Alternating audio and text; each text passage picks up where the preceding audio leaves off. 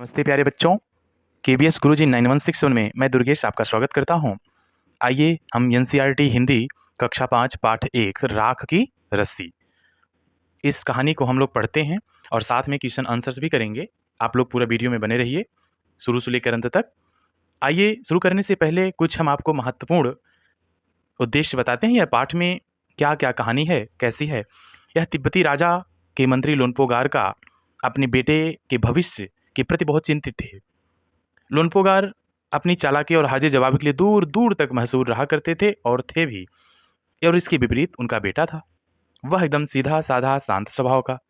तो राजा बड़े चिंतित हुए। क्यों? क्योंकि एक पिता जो है अपने बेटे के प्रति चिंतित होना स्वाभाविक है। तो वह जो है पिता अपने बेटे को लेकर बड़ी चिंतित थे। क्यों? क्योंकि उनको ये था टेंशन, यह चिंता थी कि हमारे ना रहने के बाद यह राजगद्दी कौन संभालेगा, यह कौन संभालेगा। इसको लेकर बड़े चिंतित थे और उनका बेटा सीधा साधा शांत स्वभाव का था। दुनियादारी से उसे कुछ मतलब नहीं था। अगर आप उसे कुछ जिम्मेदारियां दे देंगे तो वह कुछ कर नहीं पाता था। तो पिता को बहुत चिंता थी। तो आइए इसके विषय में कुछ हम लोग समझते हैं। यही कहानी है, तो हम लोग शुरू करते हैं। पहली लाइन से है, क्या है? लोनपोगार तिब्बत के 32वें राजा, 32वें मतलब 32, 32वें राजा सोनगवसेन गांपो के मंत्री थे। वे अपनी चालाकी और हाजिर जवाबी के लिए दूर दूर तक मशहूर थे। कोई उनके सामने टिकता ना था, उनके सामने कोई टिक नहीं पाता था। टिकने का मतलब उनके सामने कोई चल नहीं पाता था। उनकी इतने होशियार थे, इतने अच्छे समझदार थे वो, उनको कोई बेवकूफ़, उनको कोई झूठा नहीं साबित कर सकता था। हर चीज़ में वो बड़े होशियार थे। चैन से उनकी ज़िंदगी चल रही थी।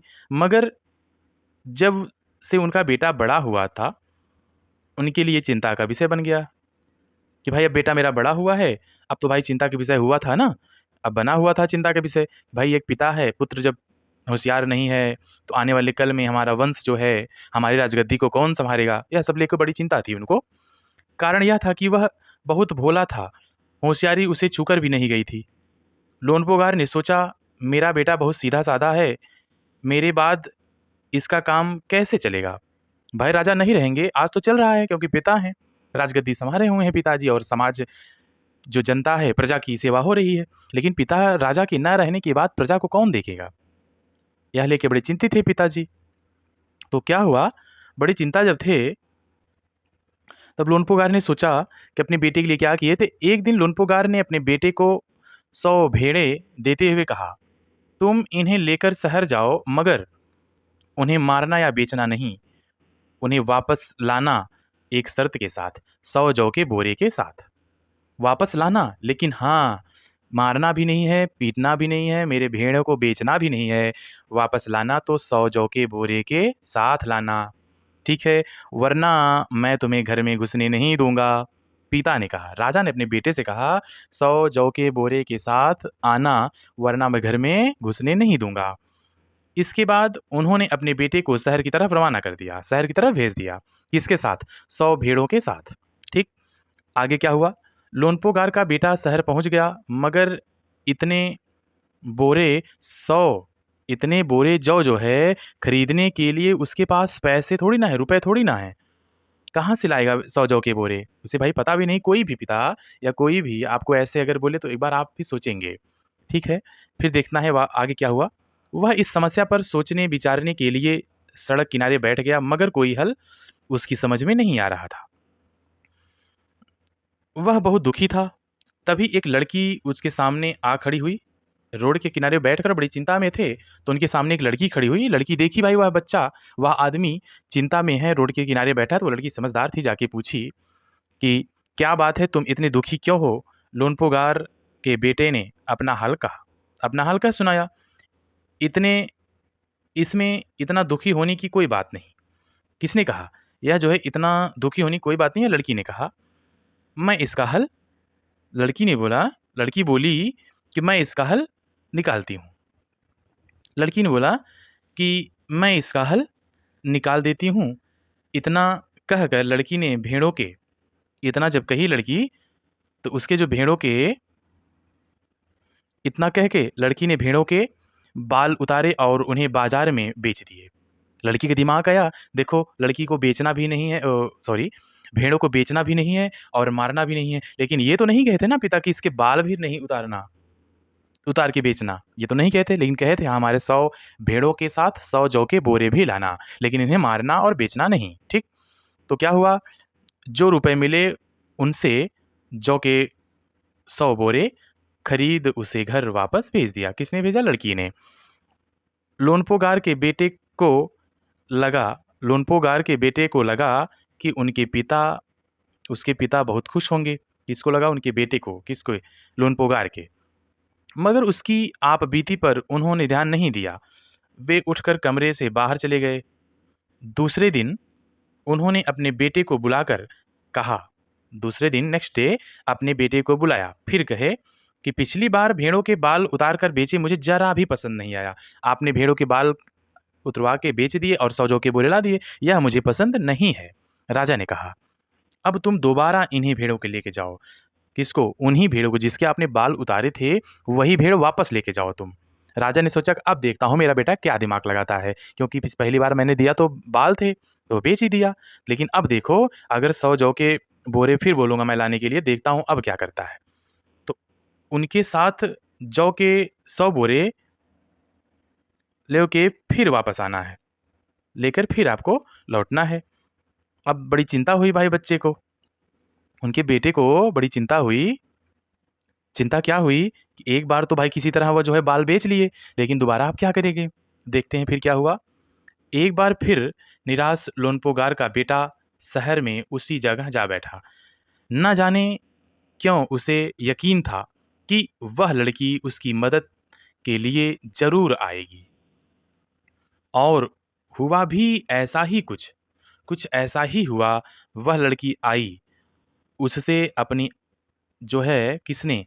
उससे अपनी कौन? लड़के ने उससे उसने अपनी मुश्किल कहा। किससे? लड़की से। कहा, पूरा सुनाया, पूरी कहानी। अब तो बिना जौ के 100 बोरे के मेरे पिता मुझे घर में घुसने भी नहीं देंगे। तो बड़ी चिंता में थे। अब लड़की सोचने लगी, लड़की ने फिर कुछ ना कुछ रास्ता निकाल ही दिया। लड़की सोचकर बोली, एक तरीका है। उसने भेड़ों के सींग काट लिए, उन्हें बेचकर जो रुपए मिले उससे या उनसे सॉरी उनसे 100 बोरे जौ खरीदे।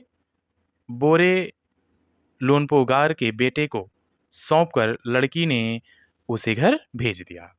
भाई पहली बार तो लड़के ने जो है 100 जौ के बोरे लेके गए थे, लेकिन उसके साथ भेड़ों के बाल बेचे थे। लेकिन दूसरी बार उनके पिता को नहीं पता था कि मेरा बेटा इतना अच्छा दिमाग लगाएगा, उसका सपोर्ट कोई और कर रहा है, तो वह जो है सींग ही काट दिए, सींग काट के बेच दिए। फिर जो है क्या हुआ, आइए देखते हैं। भेड़े और जौ के बोरे पिता के हवाले मतलब उनके सामने देते हुए कहा, कहते हुए लोनपोगार का बेटा खुश था। उसने विजयी भाव से, उसने बड़े खुश अंदाज में, मतलब विजयी जैसे लगता है कोई चीज़ अगर हम करके आ जाएँ, कुछ चीज़ें कर लें, तो हमें लगेगा ना कि हम उस चीज़ में हम जीत गए हैं। पिता ने कहा था और बेटे को लगा कि मैं जीत गया हूँ। विजयी भाव से सारी कहानी सुनाई। सुनकर लोनपोगार बोला, उस लड़की से कहो कि हमें 9 हाथ राख की रस्सी बनाकर दे। अब लो, राख की रस्सी? ये तो एक आश्चर्य वाली बात है ना, कि राख की रस्सी बन सकती है क्या? असंभव है, लेकिन लड़की ने संभव कर दिखाया। तो पिता ने सोचा, लोनपोगार ने सोचा कि हो सकता है राख की रस्सी लड़की ना बना पाए। ठीक, फिर आगे देखते हैं। उनके बेटे ने लड़की के पास जाकर पिता का संदेश दोहरा दिया। लड़की ने एक शर्त रखी, मैं रस्सी बना तो दूंगी, मगर तुम्हारे पिता को गले में पहननी भी है। ओह! पिता को पहननी भी होगी। किसकी? राख की रस्सी। राख की रस्सी अगर पिता पहन लेंगे, लड़की ने शर्त रखी कि अगर आपके पिता यह मेरी राख की रस्सी पहन लेंगे, तो मैं जो है राख की रस्सी बना भी दूँगी। आपके पिता का शर्त मुझे मंज़ूर है। तो बेटे ने जाके अपने पिता से कहा भी। शर्त जो है रखी, तो वो जो है मंज़ूर भी की। लोनपोगार ने सोचा ऐसी रस्सी बनाना ही असंभव है, लेकिन ये नहीं पता था कि लड़की बना भी देगी। इसलिए लड़की की शर्त मंजूर कर ली। अगले दिन लड़की ने 9 हाथ लंबी रस्सी ली। उसे पत्थर के सिल पर रखा। कहानी बड़ी इंटरेस्टिंग है, बहुत अच्छी कहानी है, बहुत बढ़िया। इस कहानी को आप ध्यान से सुनिए। 9 हाथ राख की रस्सी बनाकर उसे पत्थर के सिल पर रखे और जला दिए। रस्सी जल गई, मगर रस्सी के आकार की राख बच गई। जो रस्सी बनाई हुई थी लड़की, वह जो है रस्सी 9 हाथ की राख की रस्सी जो है पत्थर की शिला पे पत्थर पर रखकर जला दी। जलने के बाद जो उसमें सब कुछ सा जल गया, राख बची रह गई। वह पत्थर पे रस्सी की आकार की बनी रह गई। इसे वह सिल समेत लोनपोगार के पास ले गई और उसे पहनने के लिए कहा। लोनपोगार रस्सी देखकर चकित रह गए। वे जानते थे कि राख की रस्सी को गले में पहनना तो दूर, उठाना भी मुश्किल है। लोनपोगार को पता था कि राख की रस्सी नहीं बनेगी। एक लड़की बना दी राख की रस्सी, और वह जो है लोनपोगार राजा के सामने प्रस्तुत की, पेश की, और वह जो है पत्थर के शिला के समेत जब सामने ले गई, राजा ने बड़े चकित होकर बोले, अरे ये तो बना दी, आश्चर्य वाली बातें। हाथ लगाते ही वह टूट जाएगी। लड़की की समझदारी के सामने उनकी अपनी चालाकी धरी रह गई। बिना वक्त गंवाए लोनपोगार ने अपने बेटे की शादी का प्रस्ताव लड़की के सामने रख दिया। धूमधाम से उन दोनों की शादी हो गई। राजा अपने आप को बड़े होशियार समझते थे, लेकिन लड़की उनसे भी ज़्यादा होशियार निकली, तो इसलिए अपने बेटे की शादी करवा दिए। किससे? उस लड़की से, ताकि मेरे ना रहने के बाद यह लड़की राजगद्दी संभाल लेगी। तो यह जो है बच्चों क्वेश्चन आंसर हम कर लेंगे। यह लेसन समाप्त होता है। यह देखो ये लड़की है और यह लोनपोगार का बेटा। ठीक है, आइए अब हम क्वेश्चन आंसर्स कर लेते हैं। ओके, तो बच्चों आइए हम क्वेश्चन आंसर्स कर लेते हैं। पहले पाठ राख की रस्सी का। पाठ के मुख्य बिंदु पहले हम शुरू करते हैं। क्वेश्चन आंसर देखिए, यहाँ से कुछ मुख्य शीर्षक है। तिब्बत विश्व का एक छोटा सा देश है। यह उत्तर दिशा में स्थित है। राख की रस्सी शीर्षक लोक कथा तिब्बत से संबंधित है, जिसे संसार की छत कहा जाता है। यहाँ पे छत होना चाहिए, टाइपिंग में थोड़ा सा छत, क्योंकि यह संसार ऊंचे पामीर का पठार है पर स्थित है। यहीं के राजा दलाई लामा हैं। अशोक ने यहाँ पर अपने पुत्र और एवं पुत्री को बौद्ध धर्म के प्रचार के लिए भेजा था। यहाँ पर बौद्ध धर्म प्रचलित है। यहाँ पर लकड़ी के बने हुए बहुमंजिले घर होते हैं। बहुमंजिले मतलब बहुत बड़े मंजिल, मतलब कई मंजिले, 1 से 2 अधिक मंजिले, उसे बहुमंजिले बोलते हैं। और बहुत सारे घर भी लकड़ी के ही बने होते हैं। ठीक है, तो आइए हम अब जो है आगे चलते हैं। पूरे ज्ञान पर आधारित प्रश्न क्या है? पहला क्वेश्चन क्या है? पहला प्रश्न देखते हैं। क्या आपने राख देखी है? यह क्वेश्चन आपसे कर रहे हैं कि क्या आपने राख देखी है? हाँ, हमने राख देखी है। आपको आंसर में करना है हमने राख देखी है। राख किन चीज़ों से बनती है? यहाँ पे थोड़ा टाइपिंग में है। राख किन चीज़ों से बनती है? राख लकड़ी, उपले, कागज आदि से बनाई जाती है। राख कई चीज़ों से बन जाती है। जो चीज़ें जल जाए, जलने के बाद जो बचता है वह राख ही हो जाता है। ठीक है, राख के क्या क्या उपयोग होते हैं? राख बर्तन मांजने के काम आती है और खेतों में डाली जाती है। इससे जो है खेत उपजाऊ हो जाते हैं, खेत अच्छे हो जाते हैं, भुरभुरे हो जाते हैं। जैसे धान के खेत में, गेहूं के खेत में जब गेहूं बोने से पहले राख डाली जाती है और धान को लगाने से पहले जो है राख डाली जाती है। इससे खेती जो है अच्छी हो जाती है, फसल अच्छे होते हैं। ठीक है, कुछ आइए हम कठिन शब्द करते हैं। जैसे लिखा है यहाँ हाजिर जवाबी, प्रस्ताव, तरीका। क्या लिखा है? तरीका। इसको आप कठिन शब्द आप प्रैक्टिस करेंगे। आप इसे लिखकर, आप जो ये है आप इसे लिखने की प्रैक्टिस करेंगे। कम से कम एक शब्द को 3 बार लिखिए। ठीक है, सीनक वसैन, इसे टाइपिंग में थोड़ा मिस्टेक है, सौनक वसैन था। जिंदगी, 5वां नंबर जिंदगी। फिर देखिए 6वां नंबर क्या है? समस्या, आप बीती। 8वां मुश्किल। 9वां क्या है? गंवाए। 10वां 32वें। 11th देखिए 11 नंबर असंभव। 12 नंबर धूमधाम, मशहूर, मंत्री। 16 नंबर सीधा साधा, आदि। ठीक है बच्चों,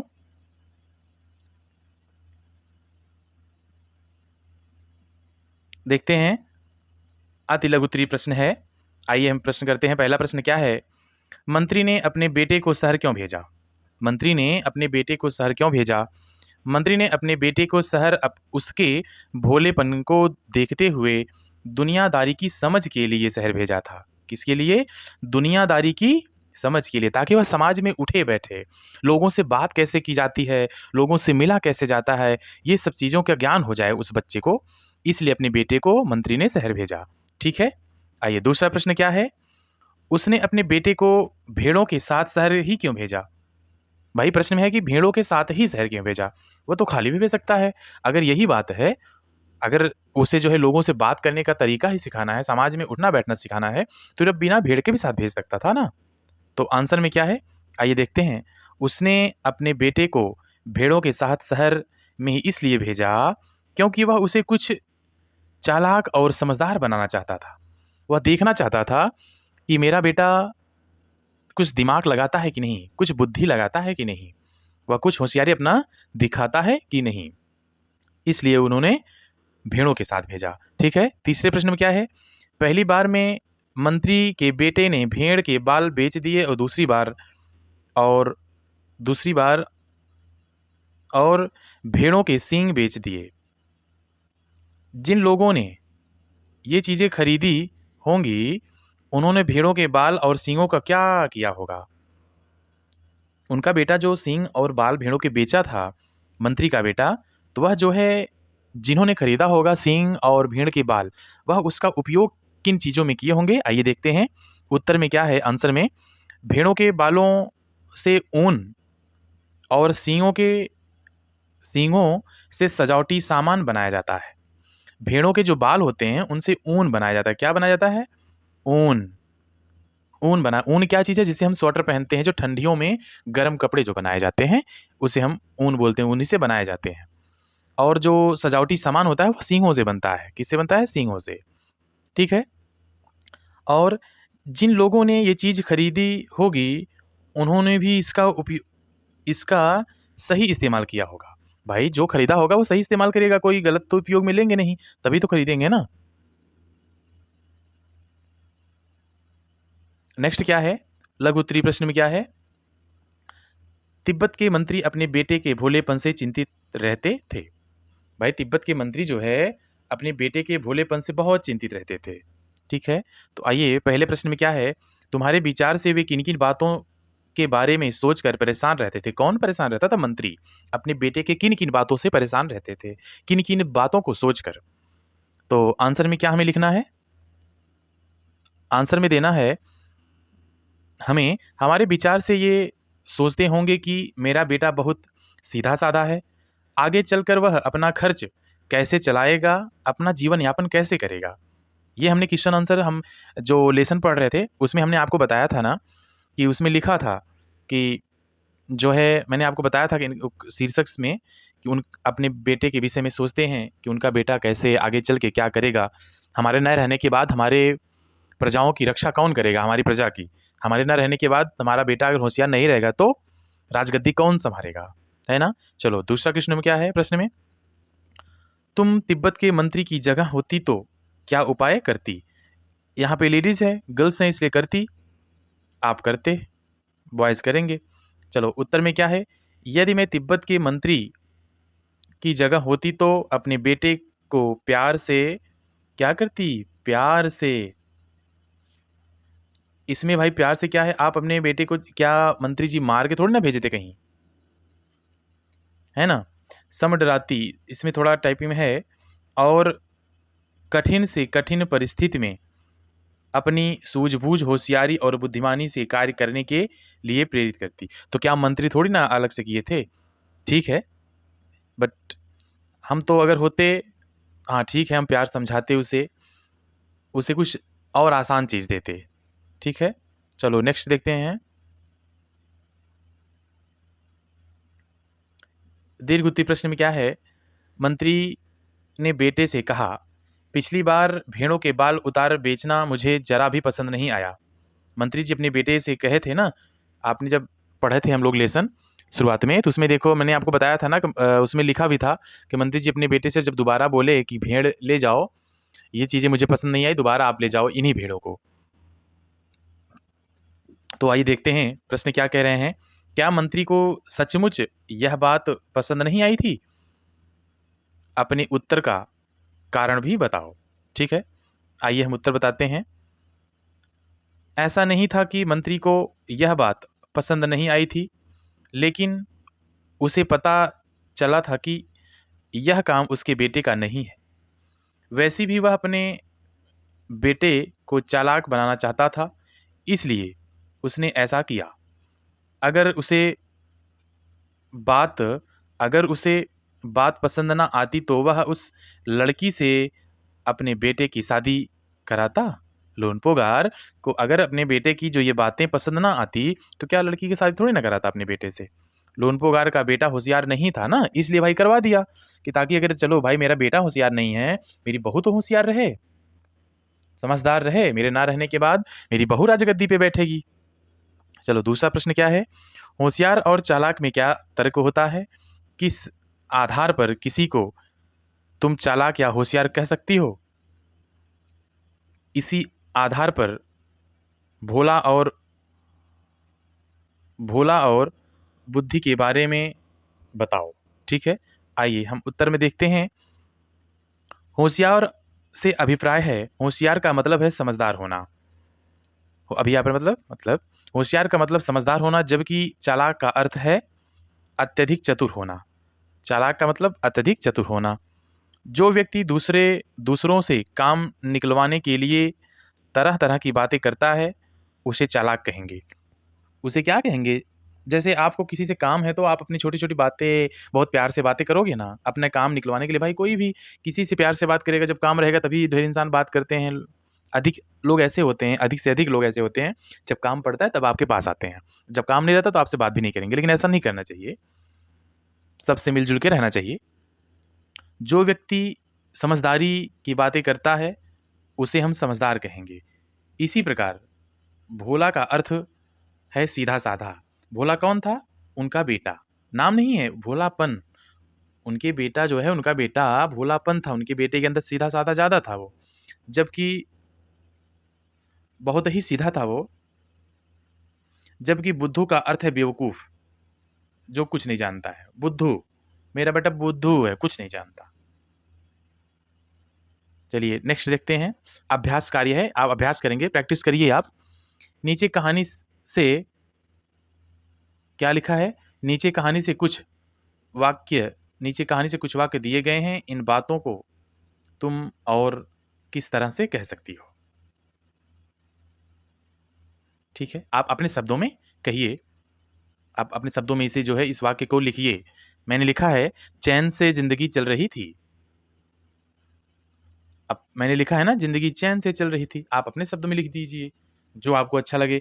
चैन से ज़िंदगी चैन से चल रही थी। चैन से ज़िंदगी चल रही थी। मैंने लिखा है कि ज़िंदगी चैन से चल रही थी। लिख सकते हो, चल रही थी ज़िंदगी चैन से। आप ऐसा भी लिख सकते हो, चल रही थी ज़िंदगी चैन से। या फिर ऐसे लिख दो, चैन से चल रही है ज़िंदगी। जो आपको लगे, लेकिन मुझे तो ऐसा लगे सही लगा, इसलिए मैंने लिखा। दूसरा क्या है? मैं इसका हल निकाल देती हूँ।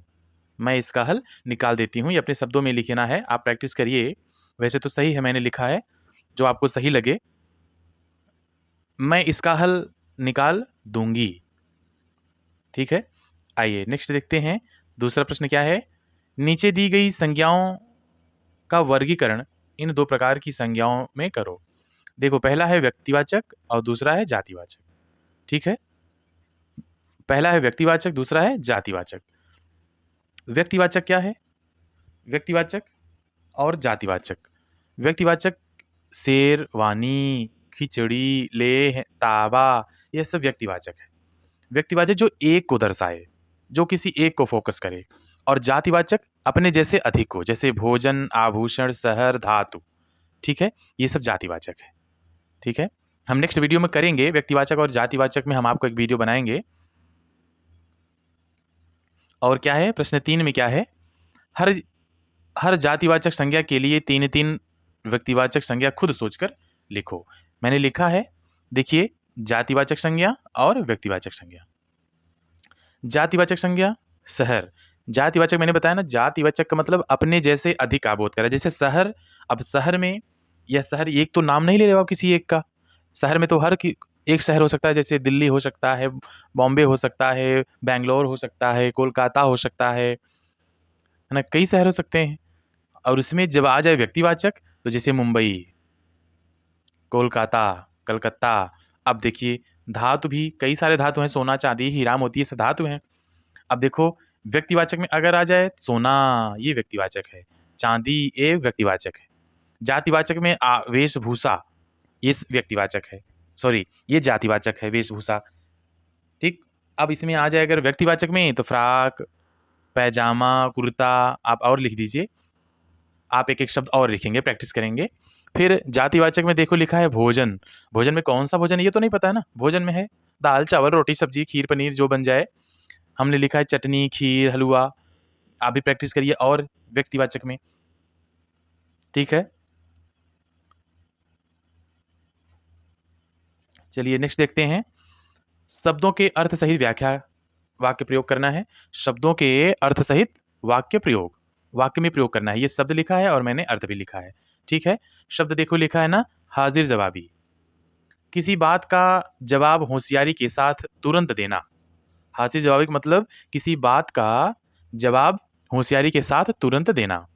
वाक्य में प्रयोग करना है, बीरबल अपनी बुद्धिमत्ता और हाजिर जवाबी के लिए विश्व प्रसिद्ध थे। अब इसे वाक्य में हमने प्रयोग कर दिया। अब देखिए दूसरा क्या है, समस्या। समस्या का मतलब परेशानी।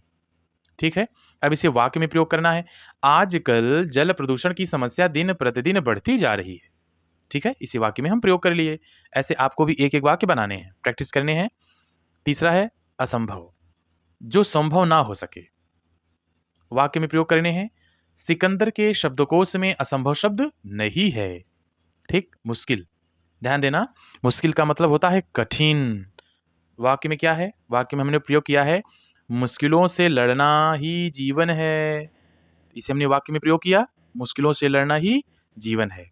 आप भी प्रैक्टिस करिए, एक एक शब्द और प्रयोग करिए आप। ठीक है, आइए उच्च तार्किक क्षमता के प्रश्न हम देखते हैं। उच्च तार्किक क्षमता के कुछ प्रश्न हैं, इसे हम देखते हैं। ठीक है, क्या है प्रश्न पहले में, क्या है, लड़की को तुम समझदार कहोगे या बुद्धिमान, वो भी क्यों। अगर समझदार कहोगे या बुद्धिमान कहो लेकिन क्यों, उसका रीजन बताओ। चलो देखते हैं, उत्तर में क्या है, लड़की को हम बुद्धिमान कहेंगे क्योंकि उसने अपनी बुद्धि की बहुत से ही व्यापारी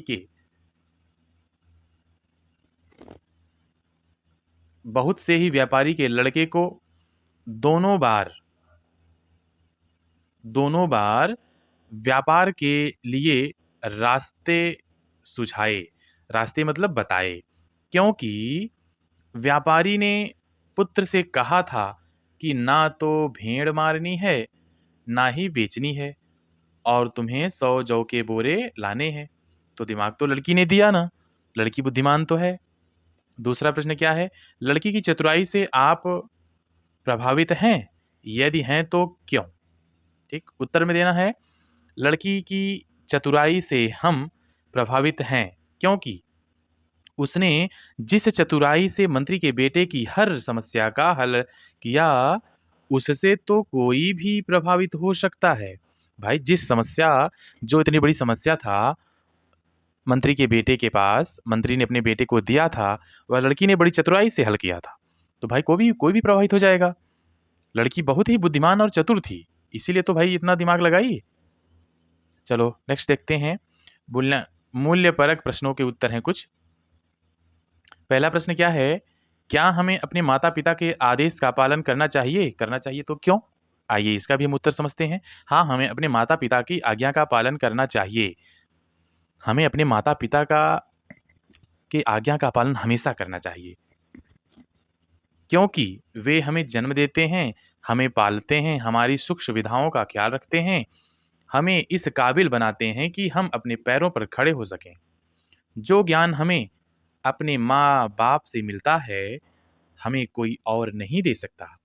अपने माता-पिता का आज्ञा का पालन हमेशा करना चाहिए हमें। ठीक है बच्चों? आइए नेक्स्ट क्वेश्चन है क्या? कक्षा की गतिविधि पर प्रश्न है, सही गलत का हमें निशान लगाना है।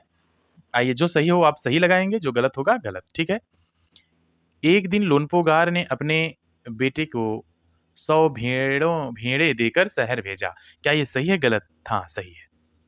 लोनपोगार दूसरा प्रश्न है, लोनपोगार ने लड़की को 2 हाथ लंबी राख की रस्सी बनाने को कहा। 2 हाथ की 9 हाथ, क्या था? ये गलत है, 9 हाथ राख की रस्सी बनाने को कहा था। ठीक है? तीसरा है, लड़की ने राख की रस्सी बनाने की शर्त मंजूर कर ली। ये सही है गलत? सही है भाई, लड़की ने मंजूर की थी।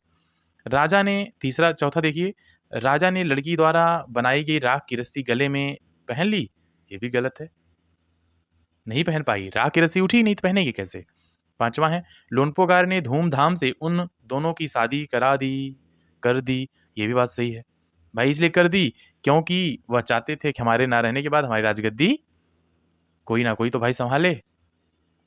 नेक्स्ट देखते हैं। पाठ पर आधारित रचनात्मक मूल्यांकन है, ये आपको घर पे प्रैक्टिस करनी है, ठीक है? आपको यह प्रैक्टिस करनी है, मैं आपको बता दे रहा हूँ पढ़ के। विभिन्न प्रकार के अनाजों के चित्र बनाएँगे और चार्ट पर चिपकाकर कोलाज का निर्माण करिए आप, ठीक है? कोलाज निर्माण विभिन्न प्रकार के अनाजों के चित्र से कोलाज का निर्माण करिए। आप जो है कई सारे चित्र आप बनाइए, चित्र में जो है कोलाज का आप निर्माण करिए। हर तरह का आप जैसे आप कोलाज बना पाइए, जो भी आप बनाए पे सभी कॉलम में आप ऐसे बना के भरिए आप, ठीक है? और आप एक बार ये वीडियो फिर से देखिए और प्रैक्टिस करिए। अगर आपको अच्छा लगा हो तो प्लीज़ वीडियो को लाइक, शेयर, सब्सक्राइब। अगर आप चैनल पे नए हैं तो प्लीज़ चैनल को सब्सक्राइब ज़रूर करें। Thank you so much.